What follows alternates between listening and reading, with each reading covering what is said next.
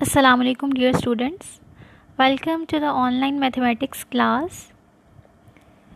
Today we are going to start chapter number 2, differentiation inshallah. मैंने आपको जब हमने स्टार्ट की थी अपनी ऑनलाइन क्लासेस तो वहाँ पे आपको बताया था कि आपका चैप्टर नंबर 2 और 3 जो है वो that is very important and it makes more than 60% of your paper, more और लेस 60% ऑफ योर पेपर जो है वो आपका तकरीबन सेकंड और थर्ड चैप्टर में से होता है। तो आपने ये चीज़ बिल्कुल अपने माइंड में रखनी है कि आप थर्ड चैप्टर जो है ना वो विदाउट लर्निंग सेकंड चैप्टर आप थर्ड चैप्टर को बिल्कुल नहीं कर सकते। तो फर्स्ट ऑफ ऑल जो आपकी सारी ग्रिप होनी चाहिए ना that must be on the second chapter. कि आप ये सोचेंगे चलो मैं सेकंड थर्ड चैप्टर में से सिर्फ थर्ड चैप्टर कर लूँगा, तो ऐसा नहीं हो सकता। आपने पहले आपकी 100% ग्रिप होनी चाहिए सेकंड चैप्टर पे, then you will be able to do chapter number 3। तो ऐसा है कि आपने सेकंड चैप्टर को अब पूरे ध्यान से करना है। मैंने अपनी तरफ से पूरी कोशिश की है कि इंशाल्लाह आपको लेक्चर में कोई प्रॉब्लम ना हो। तो इंशाल्लाह आज हम इसको स्टार्ट करेंगे और आपने इसका जो होमवर्क होगा what ever they will be formulas और प्रैक्टिस ऑफ द क्वेश्चंस उसको आपने डेली रूटीन से अपना उसको साथ साथ कैरी करना है। So today is our first lecture and in today's lecture we shall be learning about the definition of the derivative of a function, definition of differentiation. Moreover, we will learn about different notations used for derivatives, some important formulas of derivatives, and then we shall start exercise 2.3 inshallah, and we will do its question number 1 and 2, and also we shall be doing the related examples. आपको मैंने exercise 2.1 और 2 अभी इसलिए नहीं करवाई कि मुझे ये बेहतर लग रहा था कि हम 2.3 से स्टार्ट करते हैं। जब हम 2.3 करेंगे आपको थोड़ी सी अंडरस्टैंडिंग हो जाएगी, तो उसके बाद आप ये देखेंगे कि आप मोर इजीली जो है 2.1 और 2 को उनको जल्दी पिक कर लेंगे। तो अगर मैं आपको पहले वो करवाती तो हो सकता है कि आपको थोड़ा सा प्रॉब्लम होता, तो इसलिए हम 2.3 से स्टार्ट करेंगे।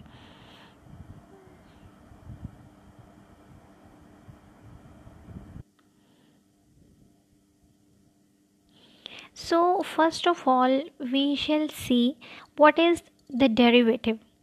सो डेरिवेटिव की हम डेफिनेशन देखते हैं। सबसे पहले हम ये देखेंगे कि डेरिवेटिव होता क्या है। Basically derivative is the rate of change of one quantity with respect to another. ऐसा भी होता है कि हम पूरा सेकंड चैप्टर पढ़ लेते हैं, डेरिवेटिव्स हम ले लेते हैं, डिफरेंशिएशन कर लेते हैं, लेकिन बाज़ औक़ात अगर आप पूरा चैप्टर पढ़ने के बाद किसी बच्चे से ये पूछेंगे डेरिवेटिव असल में होता क्या है, तो बच्चों को यही नहीं पता होता कि वो होता क्या है। तो मैं ये चाहती हूँ कि जब आप इस चैप्टर को पूरा करें तो आपकी फुल ग्रिप भी हो और आपको इन क्वेश्चंस के आंसर्स भी आते होंगे। अगर आपको कोई पूछे कि डेरिवेटिव क्या है तो आपको सिंपली ये बताना आना चाहिए कि derivative is basically the rate of change of one quantity with respect to another. और इसकी मैं आपको बहुत सिंपल से यहाँ पे एग्जांपल दे देती हूँ कि जब हम 9th क्लास में अपने साइंस सब्जेक्ट्स में फ़िज़िक्स को इंट्रोड्यूस कराते हैं तो आपको एक बड़ी जो बेसिक टर्म्स बताई जाती हैं उनमें आपके पास होता है डिस्प्लेसमेंट, टाइम होगा, वेलोसिटी होगी। जब हम डिस्प्लेसमेंट को डिफ़ाइन करते हैं ना, वो उसको हम कैसे डिफ़ाइन करते हैं, रेट ऑफ चेंज जब हम वेलोसिटी को डिफ़ाइन करते हैं तो हम कहते हैं rate of change of displacement is called velocity.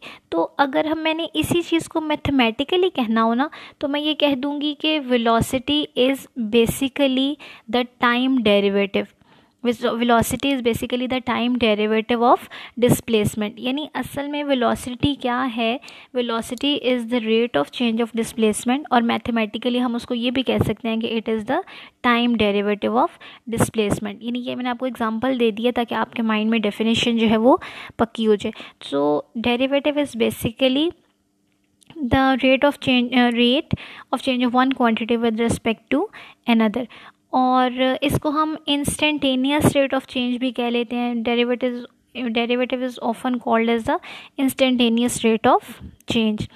और अगली बात ये आ जाती है कि ज्योमेट्रिकली डेरिवेटिव क्या है। अभी आप जब फोर्थ चैप्टर पढ़ेंगे इंशाल्लाह, तो आपको इसका ज्योमेट्रिकल मीनिंग जो है वो और भी क्लियर हो जाएगा। वहाँ इंशाल्लाह मैं आपको ये दोबारा रिपीट भी करवाऊँगी। तो बेसिकली आपने फ़िलहाल सिर्फ इतना याद रखना है कि geometrically derivative is the slope of a curve. Slope of the curve को हम कह देते हैं कि वो डेरिवेटिव है। और अगर हमने जिस पॉइंट पे चेक करना हो तो slope of the curve at that particular point भी हम उसको चेक कर सकते हैं। तो आपका स्लोप वाला फोर्थ चैप्टर, इसको हम इंशाल्लाह फोर्थ चैप्टर में डिटेल्स में देखेंगे।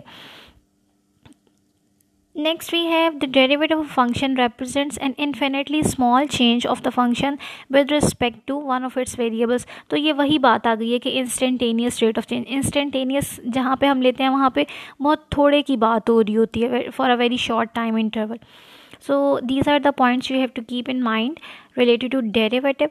Next, the process of finding the derivative is called differentiation. तो differentiation हमारे पास ये है, the process to find the derivatives is called differentiation. Next we see that who gave the concept of derivatives। तो हम ये देखेंगे कि मॉडर्न जो हमारे पास कैलकुलस है उसमें डेरिवेटिव्स की जब बात होती है तो लिबनिस का नेम आता है, हमारे पास आइजक न्यूटन का नेम आता है। लेकिन यहाँ पे हम आइजक बैरो के काम को बिल्कुल इग्नोर नहीं कर सकते। Modern definition and derivatives are usually credit to Isaac Newton and Gottfried Leibniz. They developed the fundamental theorem of calculus in the 17th century. This related differentiation and integration in ways which revolutionized the methods for computing areas and volumes. However, Newton's work would not have been possible without the efforts of Isaac Barrow, who began early development in the derivative in the 16th century। तो आपने ये mind में अपने रखना है कि जो modern calculus में डेरिवेटिव का कॉन्सेप्ट है उसके लिए हमारे पास आइजक न्यूटन का नेम आता है और लिबनिस गॉटफ्रिड का। लेकिन आइजक बैरो जो है उसने इसको 16th सेंचुरी में इंट्रोड्यूस किया था। इसका कंसेप्ट जो है वहाँ से स्टार्ट दिया था। उस वर्क को फिर आगे आइजक न्यूटन ने और लिबनिस ने कंटिन्यू किया, और जो सारी थेरीज आज हम पढ़ते हैं वो सब इनके वर्क की एफर्ट है, इनके एफर्ट्स का सारा ये वर्क है।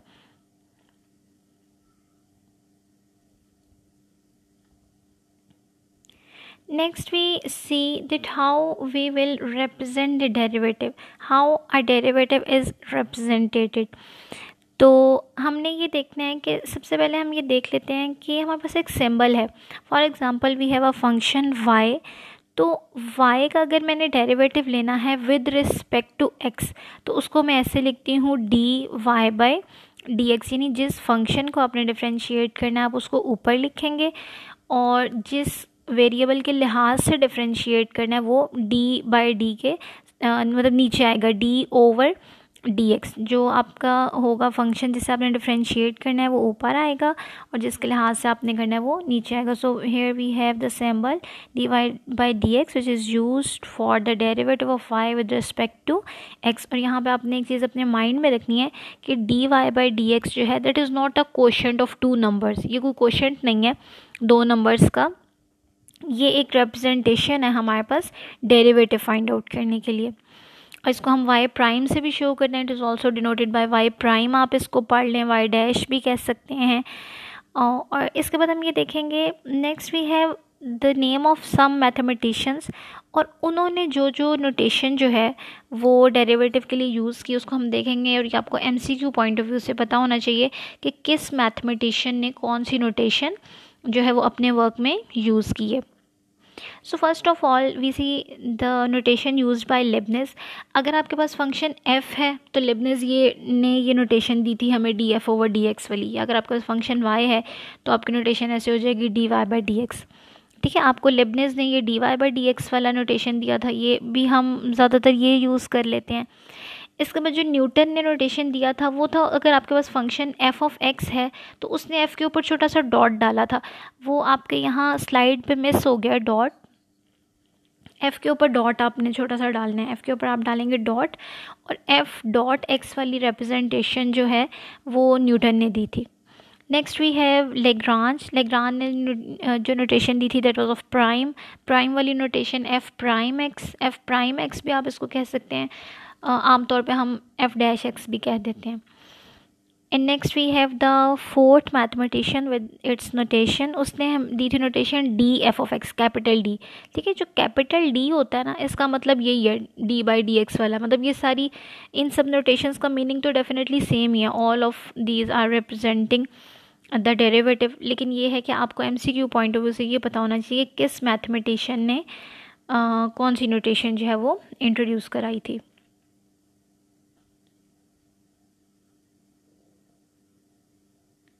Next we have application of derivatives. Definitely अगर मैं आपको पूरा चैप्टर भी पढ़ा दूँ और आपको हम सिर्फ बातें करते रहें कि डेरिवेटिव ये है, ऐसे है, इसको ऐसे हमने फाइंड आउट करना है, डेफिनेटली जब तक आपके माइंड में कोई एप्लीकेशन नहीं होगी ना, उसको करने का मज़ा नहीं आता।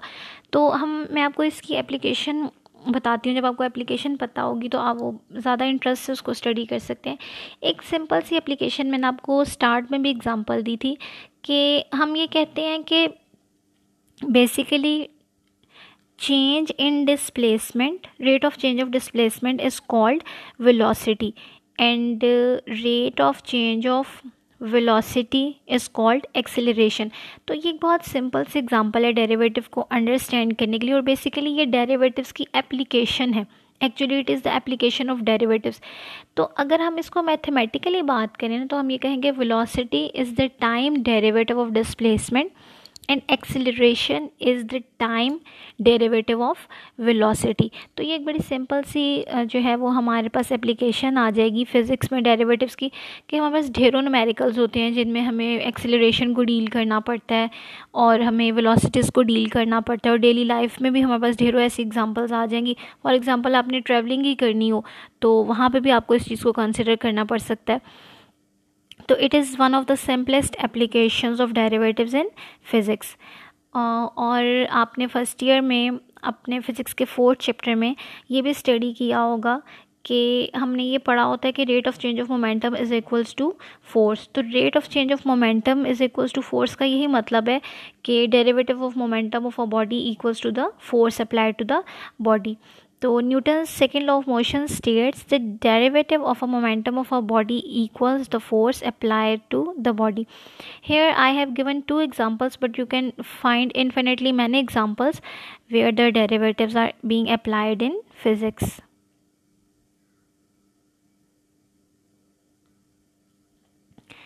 और इसके साथ हम ये देखेंगे कि ग्राफ्स में जो हमारा डेरिवेटिव्स का काम है वो किस तरह से होता है।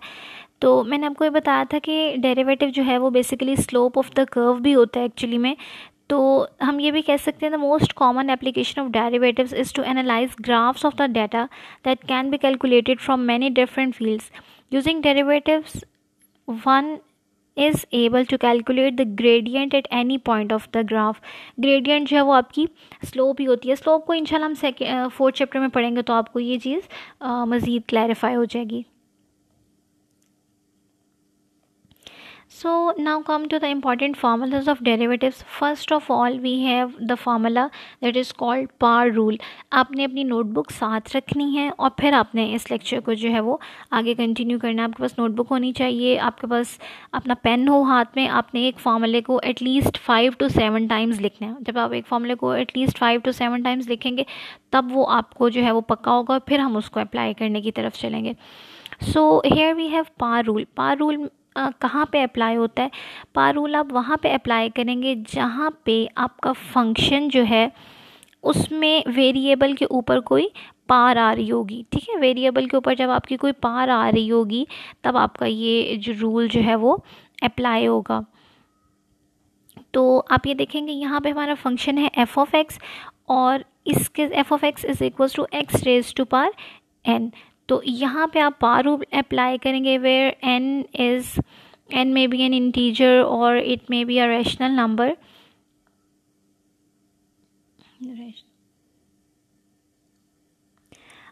सो आपने इसको फॉर्मूला इस तरह से लर्न करना है कि जब आप डेरिवेटिव लेंगे, एफ़ को डिफरेंशिएट करेंगे तो वो लेफ़्ट हैंड साइड पर रिप्रेजेंटेशन आप जो मर्ज़ी यूज़ कर सकते हैं।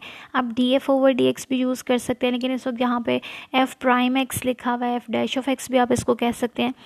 राइट हैंड साइड पे फॉर्मूला आपने ऐसे अप्लाई करना है कि सबसे पहले जो आपकी पार होगी वो नीचे आ जाएगी, ठीक है, आपकी पार नीचे आ जाएगी, एन नीचे आ गया, और आपके वेरिएबल की जो पार एन थी उसमें से हम 1 माइनस कर देंगे. So we have the formula power rule, we have the formula of derivative for par rule as x raised to power n is equals to n into x N minus one. ठीक है, क्योंकि ये पार वाले हमारे जो होंगे expression उन पे अप्लाई होगा, that is why it is called par rule. तो आपने इसको ऐसे माइंड में अपने रखना है, सबसे पहले पार नीचे आएगी और फिर आप पार में से 1 माइनस करेंगे. So D by D x of X raise to power N is equals to N X N minus 1. Let's have a look at the example. For example, we have the function f of x is equals to x raised to power 8.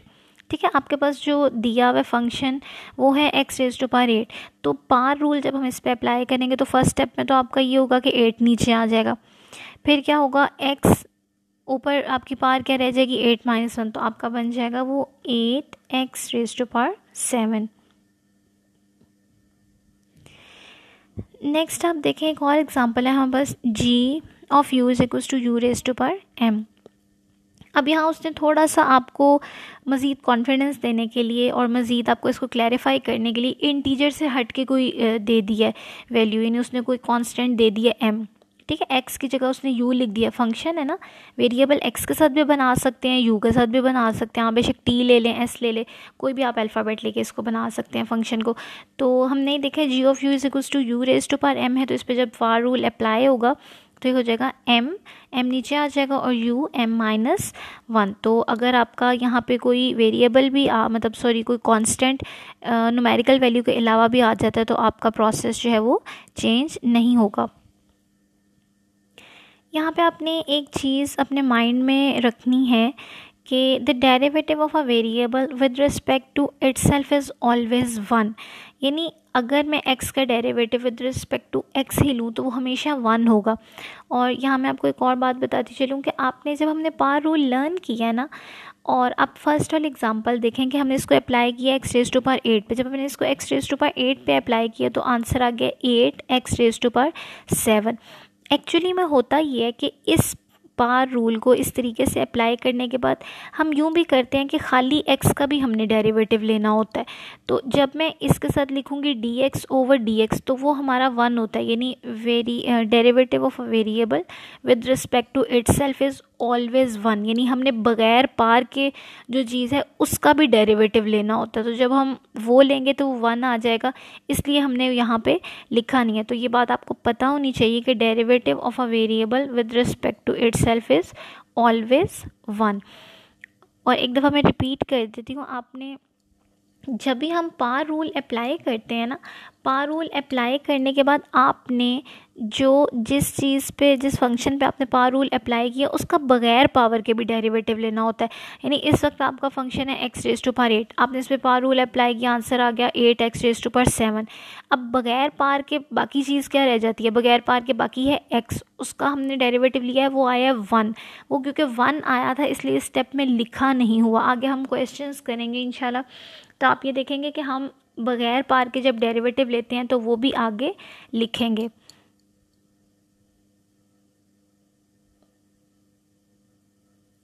जैसे we have another example here, f of x is equals to 3x raise to power 5. ये आपका function है. तो इस पे आपने पार rule apply करना है. सबसे पहले क्या होगा, 3 तो कांस्टेंट है, उसको तो हमने साइड पे कर लिया, वो तो वैसे ही लिखा जाएगा.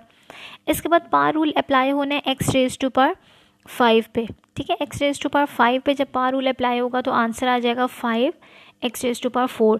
यानी 3 और 5 मल्टीप्लाई हो जाएंगे तो हमें मिलेगा 15 x raise to power 4 will be the answer.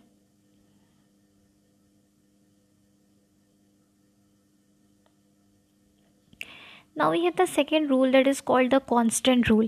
आपने ये देखना है कि हमेशा हम जब भी किसी कांस्टेंट का डेरिवेटिव लेंगे ना, वो हमेशा ज़ीरो होगा, ठीक है। कांस्टेंट का डेरिवेटिव हमेशा ज़ीरो होता है।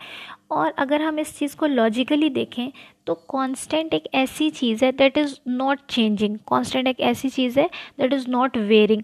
तो जब किसी चीज़ में कोई वेरिएशन ही नहीं हो रही है, वो कांस्टेंट है, तो उसका रेट ऑफ चेंज तो होगा ही नहीं। रेट ऑफ चेंज तो डेफिनेटली ज़ीरो होगा ना, क्योंकि वो चीज़ चेंज हो ही नहीं रही। जब वो चेंज ही नहीं हो रही, that is constant, that is not varying, तो उसका डेरिवेटिव जो है वो हमेशा ज़ीरो होगा। So you have to keep it in your mind that the derivative of a constant is always zero.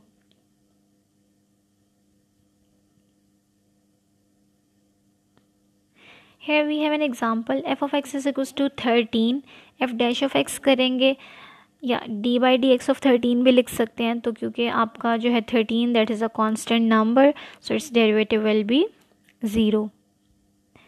We have another example here of the constant function that is e raised to power pi iota। तो e raised to power pi iota जो है वो भी आपका constant है। तो जब constant होगा तो उसका डेरिवेटिव जो है वो ज़ीरो आ जाएगा, क्योंकि पाई जो है वो भी एक न्यूमेरिकल वैल्यू है हमारे पास, और आयोटा की भी न्यूमेरिकल वैल्यू है। जब उसका एक्सपोनेंशियल लेंगे तो वो भी कुछ ना कुछ कांस्टेंट आएगा और उसका डेरिवेटिव आपके पास आ जाएगा ज़ीरो।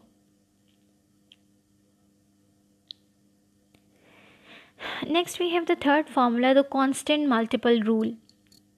कांस्टेंट मल्टीपल रूल जो है वो बेसिकली हम अगर आप नोट करें तो पिछले एग्जांपल में उसको हम अप्लाई भी कर चुके हैं। वो ये है कि अगर आपके पास कोई कांस्टेंट नंबर हो और आगे फंक्शन हो, जैसे हमने पीछे वाले एग्जांपल में देखा था 3x⁵5, तो कांस्टेंट जो उसको आप बाहर लिख देंगे और आपका जो डेरिवेटिव है वो आप जो फंक्शन होगा वेरिएबल वाली टर्म आपकी, मतलब वेरिएबल जैसे 3 × x⁵5 था, तो 3 कांस्टेंट टर्म है उसको बाहर लिख देंगे और बाकी का आप डेरिवेटिव ले लेंगे वेरिएबल का। तो that is called the constant multiple rule. Here we have an example 3x⁴, 3 आपका बाहर आ जाएगा, we will take the derivative of x⁴। उसको जब आप डेरिवेटिव करेंगे तो आपके पास आ जाएगा 4x⁴, और 3 × 4 करेंगे तो आ जाएगा आपके पास 12। So we have the derivative here 12x⁴। और इसके साथ एक और एग्जांपल उसने हमें दी हुई है, g(x) is equals to -x। और आपने ये देखना है कि -1 तो हमारे पास वैसे ही रहेगा, और नेक्स्ट जो है वो आपके पास आ जाएगा x का जब आप डेरिवेटिव लेंगे तो वो आपके पास 1 हो जाएगा। तो इसका आंसर तो आपका आ जाएगा 1 - 1, यानी आप पार करेंगे तो वो आपके पास इसका आ जाएगा आंसर -1, क्योंकि x का डेरिवेटिव तो होगा ही 1 ना, सीधा भी कर सकते हैं। माइनस का आपका साइन बाहर आ गया, x का डेरिवेटिव 1 होता है, तो आपको सिंपली भी इसको लिख सकते हैं कि आ जाएगा 1। और अगर आपने ये रूल्स अप्लाई करके यहाँ पे स्टेप में करना है तो उस तरह भी किया जा सकता है।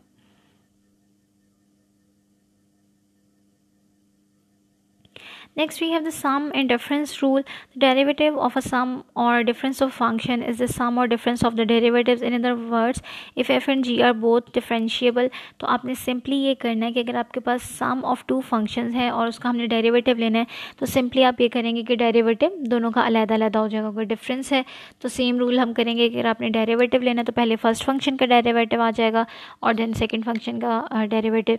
अगर दरम्यान में आपका प्लस का साइन आ रहा है तो आप प्लस ले लेंगे, और अगर आपका नेगेटिव साइन आ रहा है then you will take the negative sign. ये आपने सारे फार्मूलाज 4 to 5 टाइम्स लिखने हैं, बल्कि 5 to 7 टाइम्स आप इनको लिखेंगे तो ये आपको पक्के होंगे। Next we have the product rule.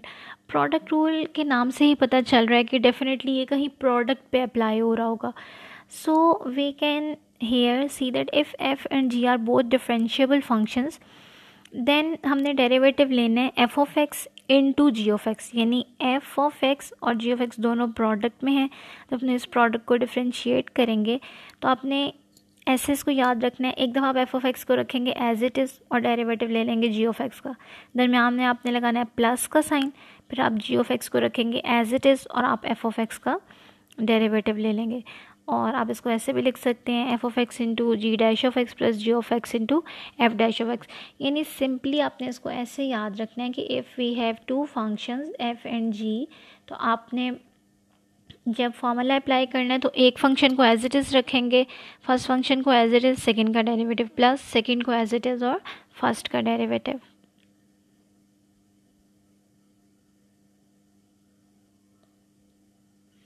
And the last and the most important rule is the quotient rule. ठीक है, क्वोशिएंट रूल है हमारे पास, if we have two functions F and G, both of which are differentiable, then we have the rule as D by D x of F of x over g of x is equals to. इसको आपने ऐसे याद रखना है कि right hand side पे जब हम डिफरेंशिएट करेंगे, सबसे पहले जो आपका डिनोमिनेटर है ना उसका स्क्वायर कर दें। डिनोमिनेटर में आपका फंक्शन अगर जी ऑफ एक्स है, जी ऑफ एक्स का स्क्वायर कर दें। डिनोमिनेटर तो सॉल्व हो गया, मतलब आपको लर्न हो गया। डिनोमिनेटर में आपने सिंपली स्क्वायर करना है। इसके बाद आ जाती है न्यूमरेटर की बात। न्यूमरेटर में आपने करना है जी ऑफ एक्स लिखेंगे as it is, F of x का डेरिवेटिव, दरमियान में माइनस साइन, फिर f of x as it is और जी ऑफ एक्स का डेरिवेटिव। एक दफ़ा इसको हम रिपीट कर लेते हैं। आपने जो डिनोमिनेटर है, डिनोमिनेटर को एज इट इज़ रखेंगे और स्क्वायर कर देंगे। ठीक हो गया। डेरिवेटिव लेते वक्त आपने डिनोमिनेटर को एज इट इज़ रखना है, जी ऑफ एक्स इसको एज इट इज़ रखा, स्क्वायर कर दिया। न्यूमरेटर में G of x as it is, F of x का डेरिवेटिव, दरमियान में minus sign, F of x as it is और जी ऑफ एक्स का डेरिवेटिव। तो आपने ये देखना है कि ये जो जी ऑफ एक्स का मैंने स्क्वायर किया ना, यहाँ पे ऊपर मैंने ये G of x as it is रखना है पहले और एफ ऑफ एक्स का डेरिवेटिव, क्योंकि आपके फार्मूला के दरमियान में है माइनस साइन। क्योंकि यहाँ माइनस साइन है इसलिए इनके ऑर्डर नहीं चेंज हो सकते। जो आपका प्रोडक्ट रूल है ना, वहाँ पे ऑर्डर चेंज हो सकता है क्योंकि दरमियान में प्लस है, लेकिन जो क्वोशिएंट रूल है उसमें यहाँ नेगेटिव साइन है, तो यहाँ ऑर्डर नहीं चेंज हो सकता। आपने जी ऑफ एक्स का नीचे स्क्वायर किया है, तो पहले आप यहाँ जी ऑफ एक्स लिखेंगे, F dash of X minus F of x और G dash of X. So this is your quotient rule. अब आपने ये करना है कि अपने सारे फार्मूलाज जो है ना उनको एक दफ़ा से हम रिव्यू करते हैं। आपने उन सब फार्मूलाज को ऑरली जो है वो लिख के देखना है। तो सबसे पहले हम रिव्यू करते हैं अपनी नोटेशंस का। लेबनिज़ ने जो हमें नोटेशन दी थी वो d y by D x थी, या हम अगर फंक्शन एफ है तो d f over d x भी कह सकते हैं। न्यूटन ने जो हमें रिप्रेजेंटेशन दिया है that is f dot x. Lagrange ने जो दी है that is f prime x, और जो कॉशी ने हमें रिप्रेजेंटेशन दिया that is capital D F of x. So first of all we have learn that the derivative of constant is always zero. इसके बाद हमने देखा है power rule, d by D x of x n is equals to N x raise to power N minus one. और आपको यहाँ ये पता होना चाहिए कि एन जो है वो हमारा इंटीजर होगा, सॉरी एन जो है वो that will be a rational number. अगर रैशनल नंबर होगा तो डेफिनेटली इंटीजर्स तो उसके अंदर आ ही जाएंगे। और इसके बाद हमने सम वाला रूल देखा था कि प्लस माइनस के लिए प्लस माइनस, अगर कोई फंक्शन प्लस माइनस हो रहे हैं उनका डेरिवेटिव लेंगे तो अलग-अलग अप्लाई हो जाएगा। और प्रोडक्ट में हमने देखा था F of x as it is, G of x का derivative plus G of x as it is और एफ ऑफ एक्स का derivative. And next we have studied the quotient rule, d by dx of f of x over g of x is equals to g of x square, denominator में और numerator में g of x into f dash of x minus f of x और g dash of x आ जाएगा आपका।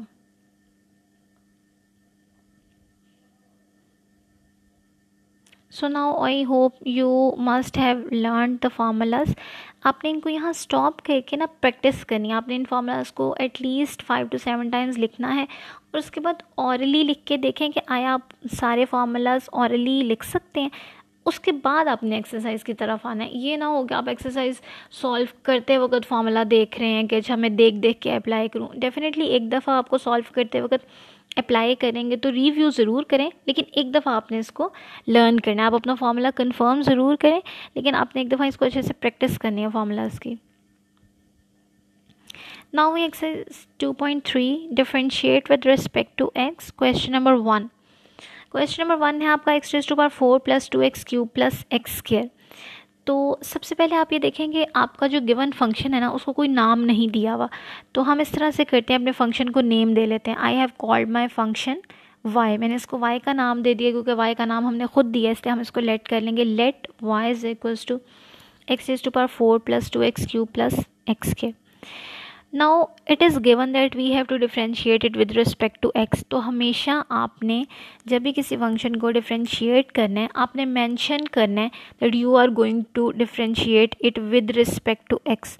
तो आपने लिख देना है differentiate with respect to x. WRT represent कर रहा है with respect to, differentiate with respect to x. जब डिफ्रेंशिएट करेंगे लेफ्ट हैंड साइड पे तो बन गया dy/dx, और राइट हैंड साइड पे आपका क्या होगा d/dx, और साथ आ जाएगा आपका पूरा function x⁴ + 2x³ + x² as it is.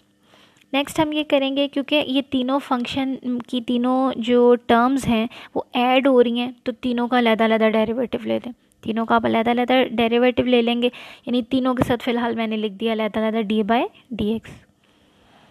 अब आप ये देखें कि जो फर्स्ट वाली टर्म है, फर्स्ट वाली टर्म में क्या है, फर्स्ट वाली टर्म में हमारा अप्लाई हो रहा है कोशेंट पार रूल। तो फर्स्ट वाली टर्म में आप जब पार रूल अप्लाई करेंगे तो 4 पार नीचे आएगी और आपके पास जो है रह जाएगा x, 4 - 1 करेंगे तो 4x³ प्लस 2x³ था तो उसमें 2 हमने कांस्टेंट था बाहर लिख दिया, और x³ का हम डेरिवेटिव ले लेंगे जो कि हमारा नेक्स्ट स्टेप में हो जाएगा 3x²। And the next step 2 × 3 करेंगे तो वो आ जाएगा 6। So will get 4x³ + 6x² + 2x। This is your answer. Now come to question number 2। Here we have x⁻³ + 2x⁻³ /2 + 3।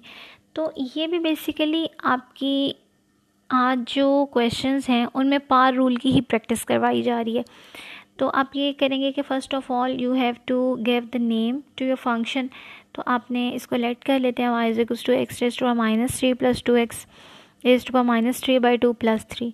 फिर आप लिखेंगे differentiate with respect to x। Left hand side पे हो जाएगा dy/dx, राइट हैंड साइड पे d/dx of ये आपकी आ जाएगी आगे पूरी टर्म, और फिर बारी बारी इन तीनों के साथ हम लिख देंगे d/dx। अब आपने ये देखना है कि बारी बारी मैंने इन दोनों पे फर्स्ट जो 2 टर्म्स हैं उन पे हम अप्लाई करेंगे पार रूल। जब आप पार रूल अप्लाई करेंगे सबसे पहले आपकी पार -3 नीचे आएगी, और x की पार जो -3 - 1 करेंगे वो हो जाएगा -4, और अगली जो सेकंड टर्म है उसमें आपकी 2 तो एज इट इज़ बाहर आ गया, और -3/2 जो पावर है वो नीचे आएगी, और फिर -3/2 करेंगे आप -1, -3/2 -1। और ये जो पार है ना -3/2 -1, आपने फटाफट रफ में इसका एलसीएम ले लेना है कि इसका एलसीएम लेके मेरे पास क्या आता है वो हम देखेंगे। -5/2 आ रहा है, और आपकी क्योंकि इस चैप्टर पे बहुत अच्छी ग्रिप होनी चाहिए तो आपने इसकी इतनी प्रैक्टिस करनी है, और इंशाल्लाह जब आपकी प्रैक्टिस हो जाएगी ना तो ये छोटी छोटी चीज़ें आपको रफ में एलसीएम लेने की ज़रूरत नहीं पड़ेगी। आपको डायरेक्ट पता होगा कि -3/2 -1 या -5/2 आ रहा है, तो आप विदाउट थिंकिंग इसको फटाफट से लिखने के काबिल हो जाएंगे इंशाल्लाह। नेक्स्ट है आपका d/dx ऑफ 3। अभी हमने बात की थी कि कांस्टेंट का डेरिवेटिव हमेशा 0 होता है, तो ये आपका आ जाएगा 0। So here we are left with the 2 terms -3x⁻⁻4, और सेकेंड टर्म में आपका 2 भी 2 से कैंसिल हो जाएगा -3x⁻⁻5/2, और इसके साथ मैंने ये किया है कि -3 कॉमन ले लिया है, और नेक्स्ट मैंने ये कोशिश की है कि आप मतलब जितनी सिंप्लीफिकेशन हो सकती है, जितनी सिंप्लीफिकेशन पॉसिबल हो वो आप कर दें। तो मैंने यहाँ पे ये किया है कि जो मेरी पार्ट्स नेगेटिव थी उनमें को मैं डिनोमिनेटर में ले गई हूँ ताकि वो पॉजिटिव हो जाए। So here we have -3 × 1/x⁴ + 1/x⁵/2। Now you have to do the related example number 1 on page number 54 and example number 1 on page number 55। दोनों examples आपके बुक में मेंशन है by the name of example 1, तो आपने इन दोनों को practice करना है। Next we shall be continuing our exercise in our next lecture inshallah. Till then, take care.